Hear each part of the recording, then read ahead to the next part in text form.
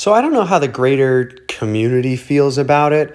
I personally know that the 2024 stun change was a crazy adjustment, and coming from somebody that has spent the last 7 years, I think, maybe 8, like stun locking PvE,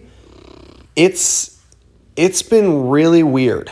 So if I guess for some reason you're unfamiliar, they changed stun so that now after a monster gets stunned, they can't get stunned again until like they get a turn again, which I get. I understand it. It makes sense. It prevents stun locks, which were too prevalent in PvP, and it makes a fun, interesting new mechanic.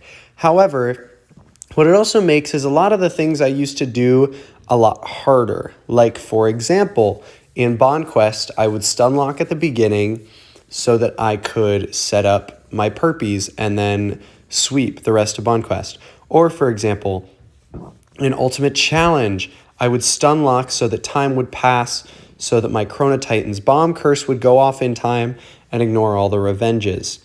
Or, for example, I'm sure you're all familiar, for my infinites, I would stun lock and then use Razor Ray, just charging over and over and over to Sonic Blast so the enemies never got a turn, while also using, oh, I'm forgetting his name now, but there he is right there on the field, Maridrake, using Cornered Stun to keep enemies out of play forever.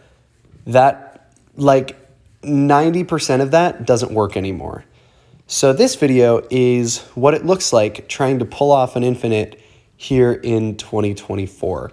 The answer is it's a lot harder.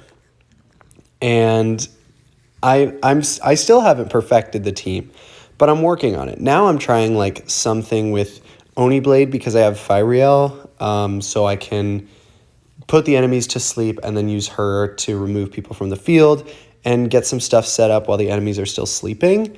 But it's hard. This infinite in particular, I was just trying to see like how much damage can Eon Rax really do? But there I ran out of backbites with my Wraith Host. Not that it really mattered for what I was doing, but basically with this new strategy, I have to rely on the stuns that don't give temporary stun immunity. And as you can see, those stuns are Glaceron and Maridrake. Stunning Charge doesn't give temporary stun immunity, and Cornered Stun doesn't give temporary stun immunity. Also, what doesn't is Petal Blitz from Blossomite. Now, I'm also just now thinking about, I don't have him, but Healing Stun from Pandemonium definitely does. So I was thinking about like a way to combat this, because obviously like Boviclis is going to die eventually, and like sure, I guess then I can just start stunning charging the next monster, but if the next monster is a stun absorber, then like I have no shot, right? The thing about this setup is Maridrake in particular is great because he can keep, if you Element Accelerate him and you have the marks, he can keep 3 monsters out of play indefinitely. So but the issue with that is that leaves 1 monster, and in these like test your team ultimate challenge battles, which is where I always do my infinite stuff, like you're gonna run into stun absorbers because that's just the battles that they have set up. A couple things I could think to combat this is, if I had them, Yukiana. I could use Dream of Snow and just put the 3rd monster to sleep indefinitely so that I could keep everybody else stunned out of play with Maridrake. Or what's another way I could do this? I tried using Tezalopika, the super epic, because Stun Rebirth doesn't apply temporary stun immunity. However, with that, what I would have to do is have some monster with like unlimited step back, because you can't use Stun Rebirth if you don't have any reinforcements, but it also places him in a random slot in the reinforcement, so I would have to have it be at the back, but I would have to have it so that I only have 1 monster remaining, so I need somebody with unlimited step back, which I can't think of a monster that has that at the moment, But maybe I'm thinking elfin dragons, but that wouldn't totally work. So, well, maybe the elfin dragons would work. I don't know. That's something to think about. But the point of this is that doing infinites is a lot harder.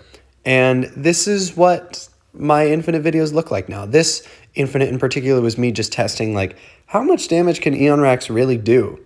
Right now, he's been alive for 2,000 seconds. You saw he just did 30,000 with a true hit. Like, there's probably a world where if I can get a setup, I could, like, terminal virus everybody and use Eon Rax /all to, like, just sweep through entire teams in Ultimate Challenge. I don't know. Just thinking about different ways to use him. I think Eon Rax is so cool, but there I'm probably going to lose him here to this Aura Dragon. Maybe not. Well, Aura Dragon might. Okay. Let's see. One final /all, or do I go for a true hit?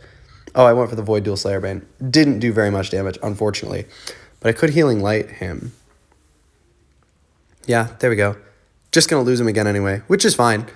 But, yeah. The point of this video is infants nowadays are hard. At some point, I'll probably do a video on what my Bond quest looks like now. And it's tough. It is, because there's only so few things that can do all this stun that you need. And, you know, I do my best. But that's going to do it for this video. Hope you guys enjoyed. Just interesting. And I will see you in the next one.